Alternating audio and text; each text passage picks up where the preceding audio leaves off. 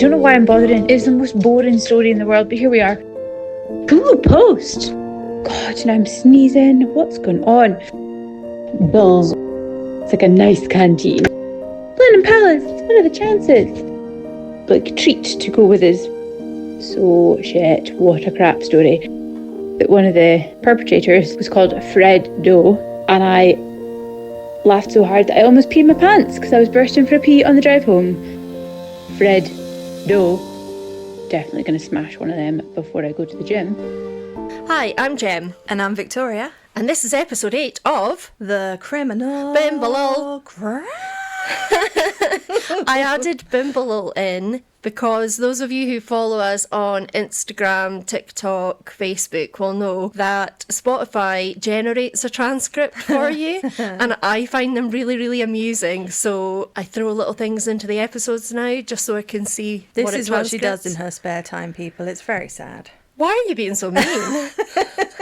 Why so mean? No, it's very amusing. She sent me some of them and I cracked up. Cracked up, Badoomcha. How are you? I'm all right, thank you. We've just had epic storm here, which there was flying monkeys, I swear, but we've lost a fence and a gate. Oh. But we didn't get a new trampoline, which I just think is rude. Yesterday, after you voice noted me, I'd had to go through to Elgin and a paddling pool went across the road in front of me. But it was quite, the weather doesn't usually bother me when I'm driving, but yesterday I was a little bit like, there's literally branches everywhere. They Should did I worry? tell everybody to stay indoors. Did you not get the memo? They say that every time though, and half That's the time the I'm like, trouble, what's a isn't bit of it? rain? Yeah. It's Scotland. This is what happens. It's Scotland. Sorry, I shouldn't do that. No, Sorry, you Scottish really people. Sorry, Jem, that was offensive. Hey, you do the English one all the time, and you make me out to be a cockney every time, and I'm not. Cockney? What is a cockney? Is it a type of dog, like a cockapoo? Maybe it's a body part. Is it not cockney? Yeah. Say it? Cockney. Yeah, there you go. Mm-hmm. I don't make you out to be a cockney. Sometimes I can really do your accent, but I need to, focus. I'm just wondering, is there rhyming slang for cockney? Rhyming slang for cockney. I went a little bit cockney towards the end. Anywho, what have you been up to? And I'm not from Essex either. I have been working my little bottom off. Mm-hmm. I had a games night with some very good friends and taught them some new games, which was interesting because that was a bit nerdy, but also not because we had epic cheesecake. I want to know out of our listeners who's played the game Spoons, because honestly, I have high blood pressure anyway, and I got a sweat on playing it. I was just like, oh my God, so Victoria first told us the rules, and she's like, at one point she said, and if you get 4 of your card, on the sly, surreptitiously take your spoon, and I'm thinking, how can it be surreptitious? We're all sat here looking at the goddamn spoons. Oh, well, that's not really a swear. How's that going to happen? But it does. It does. You look up and you're like, why is there no spoons?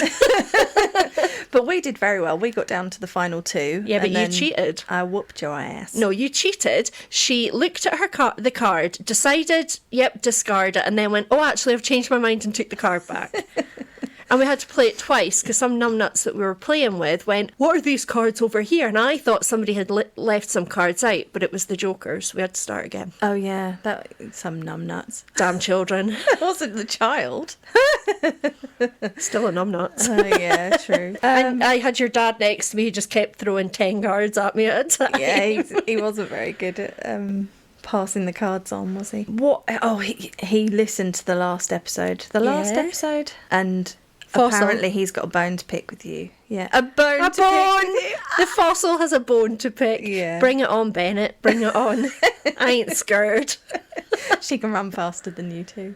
I can. Can we just say as well, a big thank you. I've just gone off on a tangent here to say, because I know you said your episode's going to be long and I wanted to get this in. We get some really ace messages from people that are listening to the show, and they're, I would say 9 times out of 10 make me want to die laughing when I'm listening to them. And this week my friend Heather, shout out Heather Ramshaw, this Hello, is for you. Heather Ramshaw.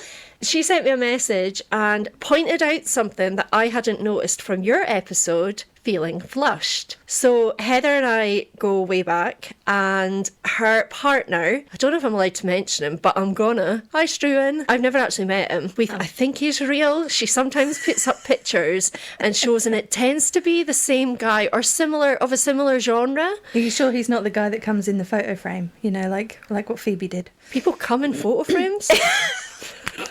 That's so wrong. Sorry, Struan.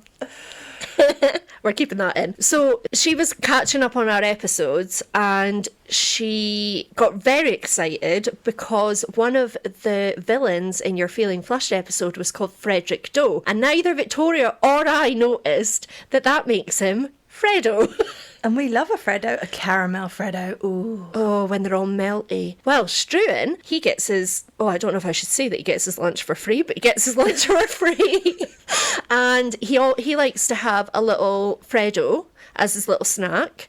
I think both Struan and Heather are quite disciplined. They go to the gym and stuff. You know, like those people that go to the gym that are not like us. But do they not just pop in to use the vending machine? Nope. Oh.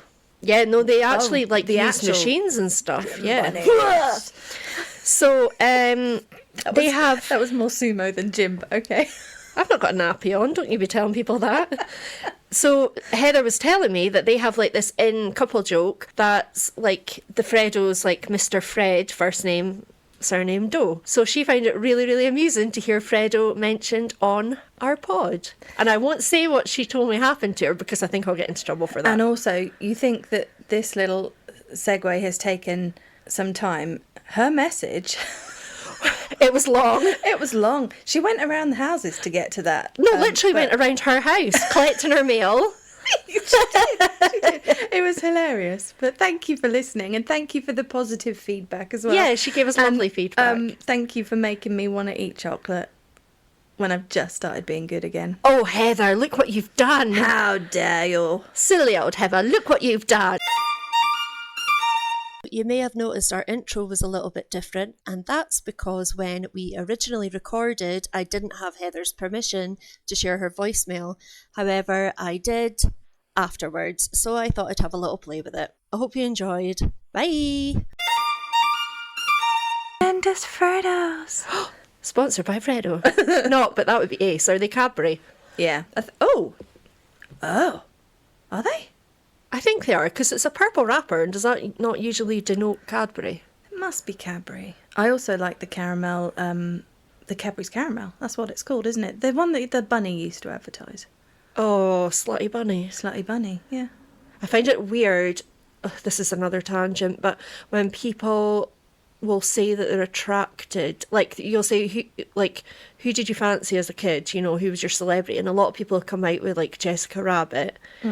Or the bunny from that advert. I find that sinister. Put yourself in a corner if you are listening to this and you were attracted to either of them. Jessica Rabbit would have been, I don't know. I think the waist more is normal. impossible, though. I think It's more normal to be attracted to Jessica Rabbit because she was a human. Human, sort of. But, well, she was a toon. But, Yeah, but she was a human tune. yeah, but where would her organs have gone? I don't think she played the piano. Cha. God, I'm good. Good gig. Should we start the case? Let's do it. Okay, Victoria, tell me, what is the crack? Hi guys, it's Jem, just popping in really quickly before we actually do start the case to tell you that everything I said about the Little House on the Prairie in this episode was apparently incorrect. Sorry about that. Their name was not Olsen, it was in fact Ingalls. There was no Jenny, and the tune was for the Waltons. Oops. So time to get started. We're going to start with an ad placed in a Norwegian-language newspaper called the Minneapolis Tidende, which reads, "Personal, comely widow who owns large farm in one of the finest districts in LaPorta County, Indiana, desires to make acquaintance of a gentleman equally well provided, with view of joining fortunes. No replies by letter considered unless sender is willing to follow answer with a personal visit. Triflers need not apply." Oh, I know this case. Do you? It is quite a famous case. It's the triflers bit. I'm sure My Favourite Murder did it, and they had merch at one point, I think, Oh, that really? said triflers need not apply. I would show you, but I've lost my. Tell him a bob. You're done, Bob. Tell him a bob. Oh, okay. This ad was placed by a woman named Belle Paulsdatter Gunnis. Oh, Jesus. Yeah. Belle, born Brynhild Paulsdatter Storseth on November the 11th, 1859, in the... I know, what a I thought the mouthful. first name was hard. She was born in the cold, wind-bitten hills of Selbu, Norway, and was the youngest of her siblings. And there's conflicting information, but I think there were 6 siblings. Okay. And who, along with their parents, lived and worked on a small farm where their girl learned from a young age how to slaughter pigs and how to rear cattle, amongst other things. Oh, geez. Okay. That's good. Yeah, Belle and her family were hardworking, and she seemed destined for a modest and simple life. However, the universe may have had other plans. Uh-oh. At age 17, Belle suffered a brutal miscarriage after allegedly being kicked in the stomach during a violent assault by the baby's father. Now, 1 month later, that man was dead. Oh. Oh, I can't find his name even. I can't find the cause of death. But later on, you'll probably have an opinion of this. Okay, I thought you were going to say that maybe one of the animals had done it. You know, not that they would have attacked her, but, you know, like a kick in the tummy. Oh, sorry, attacked her. I thought you meant killed him. Well, I did. So I also thought maybe the cow was like, he's not very nice to her. Mad cow disease, maybe. Yeah, that could be my defence. rampage. Move. That was lame. Oh dear. It was noted that Belle's personality had changed following these events. Well, it would. Yeah, and it seemed the quiet Norwegian girl was gone, and what stood in her place was something far more sinister. In 1881, the 21-year-old boarded a ship bound for America, leaving her life in Norway behind and changing her name to Belle Peterson. On her own? Yep. She actually went to live with her sister, was already over there. Ah, right, So okay. she went to stop with her sister for a while. Okay. So, she arrived in Chicago where she worked as a domestic servant and a butcher. Oh, okay. And in 1884, she met and quickly married a fellow Norwegian immigrant named Mads Sorensen. Okay. The couple were believed to be unable to conceive their own children, and they fostered 4 children: Caroline, Axel, Myrtle, and Lucy. Ah, I love those names. Axel was the name of the car that I had that I loved, my Astra. And Myrtle, I just think that's a fantastic name. That's a great name, isn't it? Becky, who actually, she was the one that requested this case. Yeah. Her son, when he was little, couldn't say Axel, and I've got a video of him somewhere that she sent me, and it sounds like Athol. Oh, I love that. I love that. Cute. He was so cute. That was little Oliver. In 1896, the Sorensens purchased a sweet shop, an endeavour that might have marked an exciting new chapter for the family. However, the business was unsuccessful, and within a year, a mysterious explosion triggered a devastating blaze, abruptly ending their sweet, sweet fantasy. Now, I was going to try and sneak in as many Mariah Carey hits into this after I put that line in. Okay. Why? Fantasy is the sweet, sweet fantasy. Oh, sweet, sweet fantasy baby. That one. And then I thought, oh, shall I try that and see if she notices? But I didn't have time, so that's that. I wouldn't have got it anyway, because I don't think I could name a Mariah Carey song. Oh, okay. That would have Something been about wasted Santa? on you. Yeah. Santa? I don't know. Is she not like Boobs? Doesn't she come out at Christmas? Boobs? Boobly. The boob. I thought you meant tits. No. The fire in the sweetie shop resulted in a substantial insurance payout, Okay. which the couple used to purchase a new home in Chicago. But misfortune was stalking this family, and by the close of 1898, both Caroline and Axel, the 2 eldest Sorensen children, were dead. No. Why? Official reports attributed their deaths to acute colitis, Right. and whilst at the time of Caroline's death there had been no reason to suspect foul play, so her death had raised no alarm. Okay. But when Axel died shortly afterwards with similar symptoms to his sister, quiet suspicions began to bubble, because the symptoms of acute colitis can closely mimic those of certain poison. Strychnine. The symptoms include like tummy pain and cramping, bloody and frequent diarrhea, fatigue, fever, joint pain, amongst other things. Is it the same thing horses get? Colitis. Cholera. Colic. It's intestinal. Never mind. Could it not have just been a bug they both had? I'm not a horse doctor. You're not? You did. Why am I here with my foal? Sometimes I get my words confused, which is great because I'm a podcaster. But I remember not being able to remember what, and now I've forgotten it again, what a foal was called, and I called it a horse puppy because I didn't know what it was called. I'm like, how do I explain this word? Horse puppy. I don't know why I was talking about them, but anyway. I pity the foal. Right, go on. So this is bad. This is about death, and we're laughing. We're not laughing at the situation. We're laughing at Gemma. We're laughing at you. Okay. Even after the deaths of the two children, tragedy seemed to shadow the Sorensen family still, and when their new Chicago home, though conveniently well insured, was soon engulfed in flames as well, rumours of arson and whispers of murder began to flourish. Well, they would. But with no conclusive evidence of either, the insurance company once again paid out, so that's now 2 life insurance policies for the children. Hold on, is it normal to insure your children? Because I've heard this in other cases. It's not something I've ever considered. I know when I get those, because I'm of a certain age, I get those sort of well woman emails saying, insure yourself and you can insure your child as well. But maybe in America they insure children more often? Well, I think in America they have health insurance. I don't think it's necessarily like life insurance, because obviously you get your partner covered because they're bringing in a wage, and if something happens to them, then it's to cover their outgoings. So yeah, the loss from the house. But your kid doesn't work. No, so why would you? Yeah, I just find it bizarre. I do too. But so they've had those 2 insurance for the children, the home insurance, and the money from the sweet shop as well. So now pretty well flush with cash, and I would imagine quite eager to escape the peering eyes and wagging tongues. Belle and Mads decided it was time to get out of Dodge. Yay, let's blow this donut stand. Coconut stand. It's a coconut chai. They packed up what remained of their family and relocated to Austin, Illinois, seemingly unscathed by the string of losses, including 2 children, their home and business. Yeah. By now, I'm sure you can see a pattern emerging, and it won't take a great deal of imagination for you to sort of guess where this is going. Belle soon expressed that she was displeased with the amount Mads' life insurance policy was worth, and she asked him to increase it. Oh, red flag. He did so, and on the 30th of July 1900, which was the very day his 2 insurance policies crossed over, Belle's first husband, Mads Sorensen, died from undetermined causes. One source stated heart failure. However, this would later be determined to be strychnine poisoning. So you was right. Ding, ding, ding. Ding. Gold star for Gemma. She knows her poisons. Should we be worried? I did a case when I did KCR. In fact, I did 2 with strychnine poisoning. I probably listened to them then. We've got ourselves a lady killer criminal cracker. Not Gemma. I'm not talking. She doesn't poison people, I hope. Oh. No, we've got a she-devil, a femme fatale, who would later be nicknamed Hell's Belle, amongst other things. Hold on, I'm just thinking back to the kids. I'm not saying that adopted children are any less somebody's children, but were they adopted properly?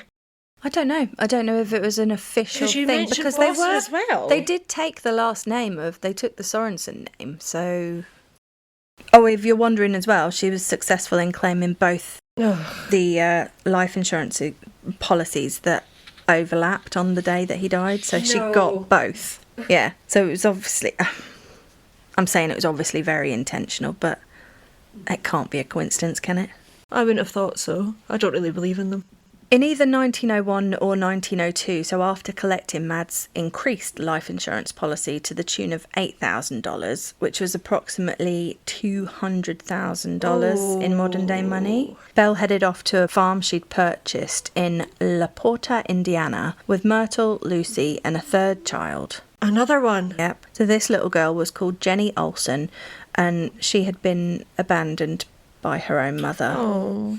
So it was seen to be a good deed, because obviously Belle was considered a sort of upstanding member of the community. She was religious, although some would say she was a religious fanatic. From one perspective, is she a woman that's just had lots of misfortune and tragedy, or... Is she the misfortune and charity? Yeah. Charity? Oh my goodness, sorry, tragedy. Word. Yeah, she's got another child with her now anyway. I'm pretty sure the Olsens were the kids in Little House on the Prairie. Just throwing that out there. I don't remember... This is weird. I don't remember words from that programme. I remember the music and I remember the house in the prairie. They were awesome. Was the tune it? Or was that the Waltons? That's Good Night, John Boy. That was the Waltons. That's the Waltons. By April Fool's Day in 1902, Belle had met and married her second husband, Oh, dear God. Peter, which is Peder, but we'll call him Peter because that's what most references say. Okay. So he was Peter Gunnes, and he was another Norwegian whose wife had recently died and left the widower with 2 young children, an infant also named Jenny, and Swanhild. Swanhild? Is that a girl's name? It's a girl's name. They don't let the dust settle in the 1900s, do they? Like, oh, my husband's dead. Oh, want to marry me? Oh, it gets better. Oh, God. Less than a week later, though, this is sad, little Jenny, who was only 8 months old, died of a virus whilst in Belle's care. Oh. And by December of the same year, Peter, so hubby number 2, was also dead, killed when a sausage grinder fell on his head. What? I know, and that rhymed, and I didn't realise till just then. Wait, hang on. She was a butcher, wasn't she? Was this at home? This was at home. Oh, it just happened to fall on his head. Belle told authorities he scalded himself with brine as he reached for something near the stove. Did I say brine or Brian? You said Brian. Brine, as he reached for something near the stove, the grinder fell, struck him on the head, and this caused a fatal fracture. Despite this explanation, though, his death was listed as a murder. Oh, good. But Belle somehow convinced investigators that there was no wrongdoing, and she was actually paid $300 in insurance money. Oh, you're joking. Yeah, they paid her again. It's mind-blowing, isn't it? In the spring following Peter's death, the now twice widowed Belle gave birth to their son Philip. I thought she couldn't have kids. I think the first husband could maybe not. Maybe he was shooting blanks or something. I actually thought it was a complication from the miscarriage. I did initially, but then it is reported that she had children of her own, or at least one child of her own. But this means that if she did pop him off, she was pregnant at the time. But you can't blame pregnancy hormones for killing your husband with a sausage grinder, even if he did piss you off. Well, no, you can't, but you can wonder about it when she's killed nearly every person around her. So I wonder if the bio child will survive, and it's just the foster kids that she kills. She is Lady Doom, isn't she? She's a heinous beast. But also I thought about this from a different perspective as well, because she had been violently assaulted during her first pregnancy when she was a teenager, and she'd lost the baby. So was this self-preservation? Was she trying to protect herself and the baby? Was she paranoid? Had something kicked off and she was thinking, oh, he's going to do something? No. That's I'd say that's a reach. You don't foster kids and kill them just in case somebody else kills them. No, but I was thinking of because if she was pregnant when she killed him, maybe, I don't know. Would she have known she was pregnant at that point, though? Because they didn't have clear blue back then. No, you're probably right. I mean, it's probably not the case anyway, especially when you hear what she gets up to in the years that followed. So, oh, God, okay. Yeah. You'll remember that I opened with an ad, and Belle Triflers. Belle started placing these notices in the Lonely Hearts columns of 3 different Norwegian-American weekly newspapers shortly after Peter's death in December 1902. And it may even have been before she gave birth to their son in the following spring. And it's thought she had also signed up to national matrimonial agencies too. So a little reminder, the gist of the ad was that she had money, but she needed a man around the house because she was lonely, sorrowful, a widow, but she would only warrant the interest of a fella who was equally well off, who would show up with cold hard cash and who could be a partner on the farm and maybe more. She's so lonely. Like, the poor woman just keeps killing husbands, and it's just one of those things, So it's not known exactly how many responses Belle received to the notices she placed, but we do know the names of at least 6 men who responded between 1903 and 1908 and who were never seen alive again. No! At least one of these guys, and you'll love this, his name was John Moo, turned up with $1,000 to woo the burly femme fatale. Moo was there to woo. Sorry, because he's probably dead. In fairness, he would be by now anyway. He is. Wait, did they all have insurance policies taken out on them? I don't know. Genuine question. I don't know. Is that how we know their names? They all turned up with cash. That was basically it. She said, if you can't turn up with cash, don't bother coming. So how do they know who turned up? If she's going to off them, you don't tell people. I think it was loved ones saying they were missing. I think it was also through a matrimonial agency. There was names and records. Okay. And there's other things as well. But a man named George Anderson answered one of Belle's Lonely Hearts notices. He arrived at her secluded farm eager to win favour with the grieving widow, who had confided in him that she was struggling to pay her mortgage and barely able to keep her home. Oh. It sounds like she was like a total manipulator from the off. Hoping to impress her, he offered to cover the mortgage payments. This satisfied Belle very much, and she proposed marriage almost instantly. George was perhaps flattered or simply too eager.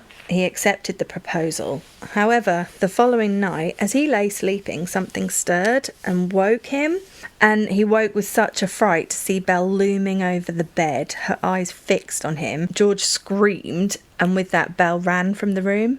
George was so startled by the event that he fled the farm, abandoning the proposal and his promise to Belle, but it seems in doing so he may have saved his own skin, and there are suggestions that George was the only man to escape Belle Gunness alive. Why? Why does she have a mortgage? I don't think she has a mortgage. I don't think she has a mortgage. She bought it outright. She had enough to buy it outright. Yeah. I think it's all bullshit. Oh, she's a scumbag, a real scumbag. Yeah. This is just like, oh, woe is me. I can't keep my farm if I don't. But you can live here with me and be my husband and me. It's all rubbish. And she said it in that accent too. Did she? Yeah. She was Cockney, was she? One of the chaps who responded to an ad in 1907 was named Ray Lamphere. He was hoping to marry Belle too, but she wasn't interested. Oh. Still, he clearly had something about him because Belle kept him around and employed him as a farmhand, and he becomes a key person in this case. It's also suspected that they were friends with benefits. So he didn't have money, but Giggity. he was hot. Reckon. Women Must have has been needs. something. You keep killing them. And just to keep you up to speed here, so it's 1907. Those living on the farm now are Belle, the children Lucy, Myrtle and Philip, and the farmhand Ray. And you may be wondering about the other Jenny. Yeah. The adopted fostered girl that had been Where did she abandoned. go? Well, Belle claimed that Jenny had gone to school in LA and no one had seen her on the farm for over a year. Swanhill didn't live on the farm either, but I can't find out that she ever did. And I can't find out where she'd gone, but records show, because I looked at the ancestry thing, that she did actually live to be 64 years old. Well, she got out of So Dodge. she got out of Dodge proper. Ray the farmhand had been cast aside and was becoming increasingly envious of the steady stream of male visitors Belle entertained, because they didn't stop coming. So there was George Berry, who journeyed from Illinois with $1,500. Christian Hilkven sold his farm for $2,000 and brought the money to Laporta. Emil Tell also came with $2,000, while both Ole Budsberg and John Moo, previously mentioned, arrived with $1,000 each. So she's just got this money, this trail of men coming in, this money coming in, and then came Andrew Helgelien. In 1906, a wealthy bachelor named Andrew Helgelien from Aberdeen, North Dakota, responded to one of Belle's Lonely Hearts ads. After about 18 months of corresponding, what began as a business proposition, I don't believe that, soon turned romantic, and with the two envisioning a life together, some of Belle's letters to Andrew are still preserved in a museum, but I couldn't find which museum. Okay. So Laporta have a historical society, and I wonder if it's there, but this is an excerpt from one of the last letters he received from her. So he's not living with her? He goes there, but this is the last letter she sent before that happened. Okay. To the dearest friend in the world, no woman in the world is happier than I am. I know that this is really cringe. I know that you are now to come to me and be my own. I can tell from your letters that you are the man I want. It does not take one long to tell when to like a person, and you I like better than anyone in the world I know. Think how we will enjoy each other's company, you the sweetest man in the world. We will be alone with each other. Can you conceive of anything nicer? I think of you constantly. When I hear your name mentioned, and this is when one of the dear children speaks of you, or I hear myself humming in the words of an old love song, it is a beautiful music to my ears. My heart beats in wild rapture for you. My Andrew, I love you. Come, prepared to stay forever. Why are the children speaking about A man they've never met that she's what a heap of corresponding BS? with. I know, She's right? just made all that up, and how cringy. So cringy. Have they even seen each other at this point? I That's doubt the thing. it. They're Well, did they have Yeah, they must have had photos. They must have sent, surely. Maybe not. I don't know. They didn't care what they got. Just letters. But come prepared to stay forever, I think, turns into something much more sinister as well. You ain't leaving, pal. Yeah. That's what she should have written. You ain't going nowhere. Shortly after receiving this, baffled as to why, but shortly after receiving this, Andrew withdrew $2,900 in savings from his local bank and travelled to meet Belle on her farm. She had told Andrew that Wait a sec, you don't understand, based on that beautiful, romantic, but hint of raunch letter, you don't understand why he was making his way straight there. Was he thinking with his penis?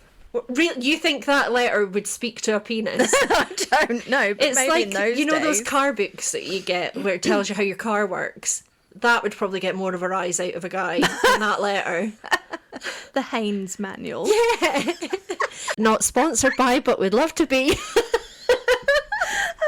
they still make them? Yeah, they do. Do they? I'm thinking about getting one for the van. You should, definitely. So she told Andrew before he headed there that he should keep all this a secret to later surprise their families of their romance. However, Andrew did tell his brother of the shenanigans. Andrew arrived at the farm for what was expected to be a 2-week stay initially on the 3rd of January 1908. 3 days later, the couple entered a bank together where Andrew cashed in 3 certificates of deposit worth a little shy of $3,000, which is, I think, around $75,000 in modern day monies. And he'd already brought the 2.9. Mm-hmm. Oof. Yeah. A certificate of deposit, or CDs as they were known, were types of savings where you'd pay in a fixed amount for a fixed period, and when you cash them, the bank would give you the money plus interest. Like an ISA. So, yeah, I think so. These were considered a safe way to save, unless, of course, you were lured to a secluded farmhouse by a she-witch intent on stealing your life savings. This wasn't an instant transaction given the large sums of money involved, so it took 5 days before the couple returned to the First National Bank of La Porta to collect the funds. While Andrew seemed to be content to accept a cheque and leave part of the money safely deposited in the local bank, Belle reportedly grew agitated and insisted that the entire amount be paid in cash, in full, and the bank complied. This trip to the bank was the last time anyone saw Andrew Helgelian alive. Wow! I know. Bum, bum, bum. What happened? So concern quickly spread in Aberdeen when Andrew failed to return home. Oh. His brother, Asla. Asla. That's a cool It name. actually was Asla. Found Belle's letter. So I had to Google how to pronounce that one because it's ASLE, but it's Asla. Are they Norwegian as well? Mm-hmm. Okay, sorry, I'd missed that part. Yeah, so this was Andrew's brother, Asla, found Belle's letter among Andrew's belongings and began writing to her, asking about his brother's whereabouts. So sensing something wasn't right, he also contacted Andrew's bank and the bank in La Porta. Oh, good boy. Yeah, he did his own, sleuthing. It's really good. The First National Bank confirmed that Andrew had visited with the widow Belle, but when Asla confronted her, she nonchalantly claimed that Andrew had left to travel through Norway and Sweden. Hang on, nonchalantly through a letter, or did he go and meet her face to face? This was through a letter, I think, at this time. Oh, yes, so this was through a letter because she even wrote, "You're welcome to come to my farm and see for yourself." Are you joking, love? When Asla called her bluff and said, "Okay, I will," the pressure began to mount and it seemed Belle's wicked crimes were once again catching up to her. So people were getting suspicious. But I really don't foresee a good ending for Asla now, because if he turns up, is she not just going to be is she not just going to kill him on the spot? Well, he doesn't know that she's a wicked beast who's he killed must lots. think that she's done something to his brother. He thinks she's stolen the brother's money and done something to him. So that would be enough to make me go, oh, maybe I'll get the police involved. But he also probably thinks I'm a dude and I'm going to go to this widow's house because I just want to know what's going on. So he probably underestimated Belle, like probably many, many of them did, or all of them. Yeah. So Ray, the farmhand, Oh, I forgot about him. growing jealousy had become increasingly disruptive around the farm, began causing trouble around the time of Andrew's visit, and in February 1908, Bell fired him and hired a new farmhand called Joe Maxon. Did Ray know that all these guys were ending up dead? Because why is he getting jealous when they're leaving? People think he was her accomplice. Yeah, so he maybe wasn't getting jealous then, because I think if he was knows still they turn jealous up, that she was inviting all these guys and still wouldn't give her a look in. give him a look in. Or do you think yeah. he thought, oh, well, they're notches on her bedpost, why am I not? But I think he was as well, so it's all Oh, a I bit thought, complex. okay, I think they were doing it. Doing the do. She didn't stop there with Ray, though. So Belle also tried to have him committed, claiming that he was insane and he'd threatened to kill her and the children, as well as burn down the farm. Oh. So, and it's all quite close together now. So April the 27th, she approached an attorney who helped her create a will, but there's nothing unusual about that other than the timing, as you'll find out in a second. Oh, no. The very next day, on April the 28th, 1908, at around 4 a.m, the new farmhand, Joe Maxon, woke to the smell of smoke. Uh-oh. The farm was indeed ablaze. Joe allegedly tried to get to the family, but realising there was no way he could fight through the flames, he hurried to La Porta and alerted the fire department. Ray was reportedly seen fleeing the inferno. Oh, because of course he was the arsonist. In the following hours, once the flames were eventually extinguished, authorities discovered the remains of the 3 children and a woman in the basement of the house. I don't think it's her, is it? I don't think it's her in the basement. They were presumed to be Belle and the children, but curiously, the adult female did not have a head. And how would you identify somebody? Well, if somebody lived in your town with no head and then somebody was found dead with no head, you're going to be like, I think it might be that woman. Well, maybe Jenny hadn't gone missing. No, how old was Jenny? She was only 16, I think, when she went missing. 16, so that's adult-sized, nearly. So maybe... She might have been slightly younger than that, Maybe though. she'd been kept in the basement as, if I need to get out of Dodge quickly, I want people to think I'm dead. Yeah, well, the plot thickens. Because she's obviously set the fire, so she's not going to kill herself and cut her own head off, is she? Well, she couldn't do that. Some people suggested suicide, and I'm like, how the hell Cutting your head off? But I know, like, what? And where is the head? Maybe if the head was, like, hanging off next to you, you'd be like, well, that was a really stupid idea. I guess you could run into something really fast, but you'd have to be But your really head would still be there. Yeah. Your skull would still be there. On May the 3rd, She's not like, it's not the thing from Adam's family. thing. The hand from Adam's Oh, yeah. family can live on its own, so maybe the head could. Gross. You know, but wait. I think wait. you're off on a tangent here. Wait. I don't. What? Toy Story, the head on the spider legs. Do you know how sinister bits of Toy Story are? And Yeah, it's because it was a children's hooker. film. It was I that know, bit. it's a Yeah, I hooker. love that. So on May the 3rd, a search began on the grounds of the farm. Local men were tasked with looking for a head to go along with the torso. Joe Maxon told police he would often be tasked with digging holes for Belle Gunnis, which she would later fill in. Very, very strange. And also, he noted that a woman had arrived with no head the day before. This is ridiculous. She's It is obviously so ridiculous. staged her own death. When he prompted the search team to the sites which had been dug and filled in most recently, almost instantly, one of the men struck the ground with a shovel and hit human flesh. Andrew's brother, Asler, was also at the farm by now, so he really had turned up. He'd long suspected the foul play and had made his way there, as he said he would, in search of his missing brother. Yeah. This is horrible. Noticing a freshly disturbed area around the waste pit, Asler began to dig alongside the other men in the search team. Unearthing a burlap sack, Asler paused for a second before he opened it to make a horrifying discovery. He was looking at his brother's severed head, hands and feet. Oh my god. Can you just... And now we know she does that, because she's a butcher, so now we know she Yeah. does that. So that was not her. In the They basement. found Andrew's legs, arms and torso in separate sacks, all buried beneath the waste pit. On the first day of searching, the men unearthed remains of 5 individuals. On the second day, they found a further 6. Oh my god. After this, it's claimed they lost count. Gee. Wait, that's really bad policing, but It okay. is, yeah. The remains were all dismembered and all found near each other under the pig pen and close by. It's really nuts that given the time frame this all happened in, that she had the forethought to do, like, to cut their bodies up. Because if you're burying them anyway, most people would have just buried them. I think it's genuinely so she could move them because she was dismembering them in the basement. Oh, because it would have been too heavy. Of course. Yeah. She's a sick cookie. Really sick. Puppy, I mean. This is bad too. Skeletal remains of a young girl were discovered in a shallow grave. These were later determined to be Jenny. The girl Belle had adopted but claimed she'd sent to finishing school in LA. But then did she just kill her for the sake of it? Because she never claimed on the insurance. I'll tell you in a minute. Oh. Jenny's body was discovered on what would have been her 18th birthday as well, in a horrible coincidence. Did she have a head?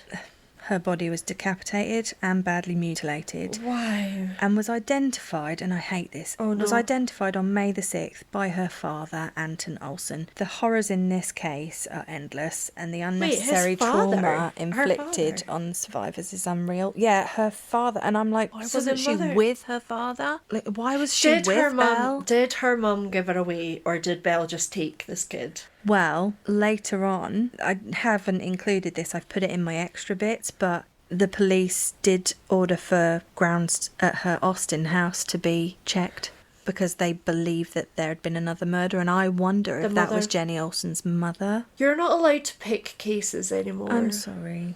You say this to me. And you keep doing it. I know. So Jenny was in a very shallow grave, then buried underneath were the skeletal remains of 2 men laid out on a mattress. Okay. The decomposition of the men was at a similar stage to that of Jenny, suggesting they'd been killed around the same time. Some speculated that Jenny had threatened to reveal Belle's heinous secrets and had to be silenced permanently. Girl. So I wonder if, she'd seen, maybe she hadn't known before, and maybe she'd seen with these 2 men. I don't know. It just seems something obviously was triggered and Jenny had to go. Between the 8th of May and the 29th in 1908, the team searching the grounds discovered, and this was a quote, a jumble of putrefied body parts, naked torsos wrapped in burlaps, heads, arms and legs scattered around. All in close proximity, all naked, all hastily buried. Word soon travelled about the murder mill at McClung Road Farm. Wild theories began to circulate that Belle was some kind of cleaner for the mob who would have body parts shipped to her in trunks for her to dispose of on the farm in exchange for payment. Now, Detective Schutler said on this, I have looked up a report that there are 2 trunks in Chicago consigned to Mrs. Gunness. He said, I do not find the trunks. I think it extremely unlikely that a person would ever try to ship bodies around the country in this manner suggested. Detection would be, you might say, inevitable. Which it would, wouldn't it?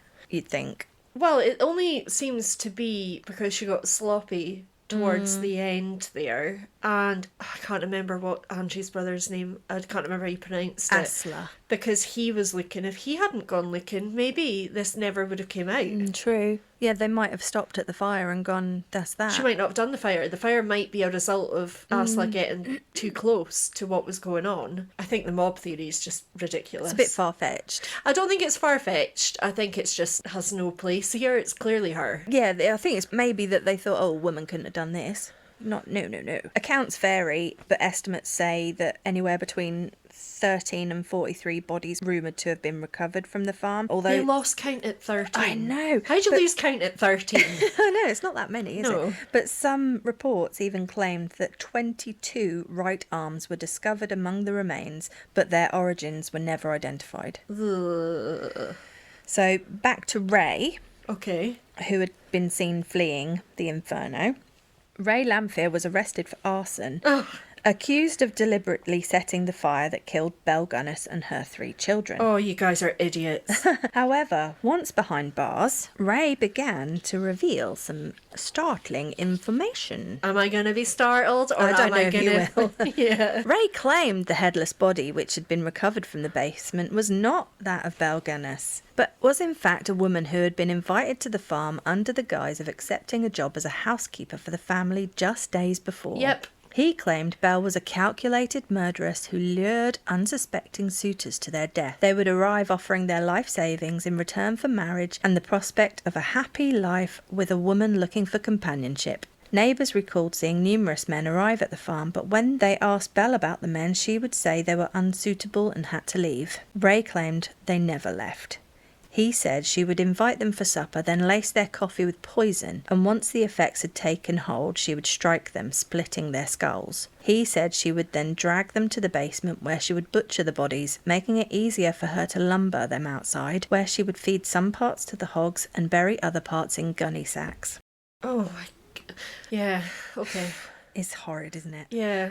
Ray claimed Belle had been feeling under pressure and had recently packed up the proceeds of her Lonely Heart charade. She then smothered her 3 children in the basement, decapitated the unidentified housekeeper, and staged the scene. Ray admitted helping Belle to dig holes and bury sacks. He also admitted to helping her douse the farm in kerosene before setting it alight, but he claims he fled with Gunnis, who he drove to the train station where she boarded a train to Chicago. So, but who was the headless woman in the basement? Did somebody report her missing? No. Oh. Can't find any information on her. Some say she was seen in a pub or an inn with Belle the weekend before. There's just so many vague sort of little bits. I couldn't find anything conclusive. It was a long time ago as well. Yeah. The coroner that performed the post-mortem examination recorded the woman from the basement. This did make me laugh, it shouldn't. But recorded the woman's height as 5 inches shorter than Belle, but it didn't have a head, so surely it would be shorter. Well, they do that though. Oh, I don't know. Mind you, her arms weren't attached either, were And they? Oh, when I say think do they were, this, I don't know. your your yeah. height is from your index fingertip to your other index fingertip. If with your you're being arms an out in a aeroplane. span, out in a like, imagine I'm a swan. But also the body was £50 lighter than what they thought Belle was, and because she'd been quite a burly, hefty woman, and the corpse was notably smaller. There were also witnesses who claimed to have seen her alive afterwards. Well, there you go. So neighbours Daniel Hudson and his 2 daughters reported seeing a woman at the farm months after. This was July, I think. So months after the fire, someone they say was unmistakably her. They were even called in the defence of Ray Lamphere during his trial. So on November the 21st, and this is from the New York Times, the testimony of 3 witnesses who declared that they saw Mrs. Belle Gunnis alive several months after the fire that destroyed her home. Quote, "When I got within 2 wagon lengths, they got into a buggy and drove off," said Hudson. "And I tried to follow them. They got ahead of me and I did not like to follow them. There was a good chance of getting a chunk of lead." Yeah. Hudson's daughters, Evelyn, aged 11, and Eldora, aged 9 years. They had some great names. Eldora, that's cute. Each related having seen Mrs. Gunnis in haytime near the woods, according to the former, near the big gate, according to the latter. So, in haytime, I love that as well. That's autumn, isn't it? Yes. I don't know. Whenever they do hay. All 3 of the witnesses declared they knew Mrs. Gunnis so well they could not be mistaken as to seeing her, notwithstanding the woman they saw was heavily veiled. Her own relatives didn't even believe she perished in the fire. Her own sister, Mrs. Nellie Larson, saying, "I do not believe that Gunnis woman is dead. She was too expert a criminal to be caught that way. She may be in Chicago. No one can say." I've not been able to find any information as the name of the woman in the basement at all. Right. If it wasn't Gunnis's rings were found close to the body, as was a ring with the initial SB. Okay. So it's like, did Gunnis put her rings there to try and stage the scene, but actually forgot to remove the woman's own rings? Mm-hmm. Another chap that was called in Ray's defence was John Anderson. He was another neighbour of Mrs. Gunnis, and he saw the strange woman with Mrs. Gunnis the Saturday before the fire. This is the woman the defence contends must have been murdered by Gunnis, and whose body, they aver, was the adult body in the ruins. Anderson in his testimony said, "I saw Mrs. Gunnis on Saturday morning before the fire. There was a strange woman with her. She was a little smaller than Mrs. Gunnis. I have never seen her since." So despite there not being a head on the charred body, dentures with gold crowns were recovered. These were identified by Belle's dentist to belong to the widow, but he also stated that they could have been removed. But why was there dentures with no head? Yeah, I was going to say, why would you get rid of the head but leave some dentures? But then that's her way of saying, "Oh, it was me that was dead." Some people claim that the head could have gone first in the fire because it could have been fatty enough. But, yeah. Poison was found in the stomachs of the children and the woman. However, the stomachs had been stored in the same jar, so there was no conclusive evidence as to whether one or all had been poisoned. I could have lived without knowing they were in a jar. But Ray was found guilty of arson on November the 26th of 1908, and he died of tuberculosis less than 1 year later. Oh, wow, okay. But his claims may have been truthful, and as there were numerous sightings of Belle Gunness for years after the mysterious fire which supposedly claimed her life. I wonder about the will as well that she made the day before, and was it a red herring? Because she wouldn't get anything from that, would she? Because she was the one that died. So what was the point of that? And this is where some claimed that she had given up and things had got too deep and she was plotting suicide. But like I said, how would you cut your own head off? It wasn't her body, so... How do you explain all the inconsistencies? In 2008, forensic scientists attempted to test DNA comparing samples from the headless corpse with those from a letter sent by Gunness. But unfortunately, the sample from the letter was deemed unviable due to its age, which is such a shame. Like, you... The thing is, you don't really need to have that to know that it wasn't her. What? Sorry, in my notes I've made a typo. What's your typo? I've written, I'm going to floof Facebook. Victoria didn't know for a long time that in Scotland a floof is a vagina. So she kept calling her dog her fluffy floof, and I had to say to her, like... She my little floof. She told me once she was shaving her floof, and that's where this all began. But it wouldn't stay still. Little wriggler. I'm going to flood Facebook with articles and pictures and stuff about this case because there's so much. There's even been loads of books, which I haven't read them. So I'm not going to recommend them, but I'll put a list. Also, all of Victoria's references will be on Spotify. And there's a film about this too, which I do want to find. It's just called The Farm. Oh. Not to be confused with Animal Farm. I hope my research and exploration has successfully captured the essence of this well-known case of a prolific serial killer. I don't think it's too bad doing one that's so well known. I think it's well known to some people, but I think there'll be a lot of people who've never heard of it. Well, I had read a small thing about it in a book that I had of loads of female killers years ago. And then Becky, one of our lovely listeners, Becky, my TFF from down south. That's why I always do Cockney. Sorry. She asked me to do this one. And I've had some other people suggest cases too, so I am going to look at them, but I'll do some surprise ones in between. Well, they'll still be a surprise to me. Well, there'll be a surprise to those people as well, because they'll be excited by it shout out. But this was good. And like I say, there is so much information, so much. And there's loads of actual proper newspaper articles, which I've managed to get the images of, which I'll share and stuff. Well, we can get some more because we do have a newspapers.com account, so we can look up some of them. I need a wee. Okay, well, on that note, thank you very much to everybody for listening. The next case will be mine. And please keep following our socials. Just a little word to say that if you don't like sharing things, which is a great help in a little podcast grow, you can also download an episode every now and again. Like or comment on something, it all helps us. And I want to say another thank you to Andy because he's kept our advert on his podcast, which is Beyond Graves and Stars, which every episode of his just makes me want to watch these old horror films. And I wish I had time to do that. But we are going to hook up soon, I think, and watch a film. Because we've been asked to go on his podcast, which we're very excited about. Yeah. It just so happens that he asked in the summer holidays in Scotland, which has made it slightly difficult for us to get time, but we will be getting that done. We are going to arrange it. So we will be guest starring on another podcast, which is really fun. It is. And I was going to say as well, my cousin, Dion, hi. He is a listener and he said some lovely things about our podcast. But I've got to say to Dion, you keep going on Radio 1 and you keep getting shout outs on Radio 1. Why aren't you bloody telling them about our podcast, mate? Why are you being Cockney again? I don't know. I can't help myself. I could be Spanish. No, please don't. I'm going to be less aggressive than you and say, Dion, please give us shout outs whenever you're on Radio 1. We would appreciate it. They love him on Radio 1 because he eats a lot of sausages and works with wood. I don't understand why that makes them like him anymore, but that's fantastic. Thank you very much for listening, and we will be back again soon. Bye. Keep on trucking.